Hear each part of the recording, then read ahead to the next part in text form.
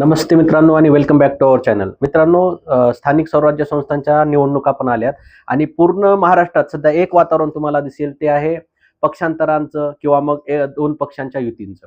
तर आजचा व्हिडिओ फक्त आणि फक्त मतदारांसाठी मी बनवलेला आहे मित्रांनो. पक्षांतर होऊ द्या, युती येऊ द्या, कुठलं सरकार कुणासोबत युती करून त्याचं सरकार स्थापन करू द्या. पण मला असं म्हणायचं की ॲज अ मतदार तुम्ही तुमचा प्रतिनिधी निवडा. भले तो कुठल्याही पक्षाचा राहू द्या किंवा त्यानं कुठल्याही पक्षामध्ये पक्षांतर केलेलं असू द्या. पण आपण निवडताना आपण असाच आपला पुढारी निवडायचा जो की आपल्या प्रभागाचं काम करेल, आपलं काम करेल आणि आपल्या प्रभागासाठी वेळ पडेल तेव्हा आपल्याला धावून येईल. अशा पुढाऱ्याला मी म्हणेल की सपोर्ट करा. आणि तसंच मला तुम्हाला एक प्रश्न पण विचारायचा आहे मित्रांनो. सध्या जे पूर्ण भारत इंडियाच्या लेव्हलवरती जे सध्या चालू आहे, की कुठलाही पक्ष कुठं जाऊन युती करतो किंवा दोन पक्ष निवडणुकानंतर एकत्र येऊन सरकार स्थापन करतात, जसं की आता सध्या महाराष्ट्रामध्ये चालू आहे. इथं तुम्हाला बीजेपी, राष्ट्रवादी आणि शिवसेना तिन्ही पक्ष मिळून सध्या सरकार चालवतात हे दिसत आहे. तर तुम्हाला ॲज अ मतदार मला मित्रांनो सांगा की हे बरोबर आहे का?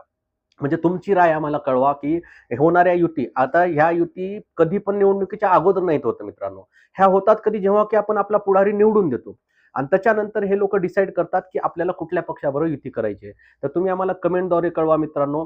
बाकी तुम्हाला एकच म्हणेल, माणूस बघून मतदान करा. माणूस जर आपल्या प्रभागासाठी पळणारा असेल तर पक्ष किंवा एखादा हे तुम्ही बाजूला ठेवून पण त्याला सपोर्ट करा, एवढं मी म्हणेल. आणि तुमच्या कमेंटद्वारे मला कळवा की होणाऱ्या युती ह्या अयोग्य आहेत की योग्य. भेटू पुढल्या व्हिडिओमध्ये. जय महाराष्ट्र.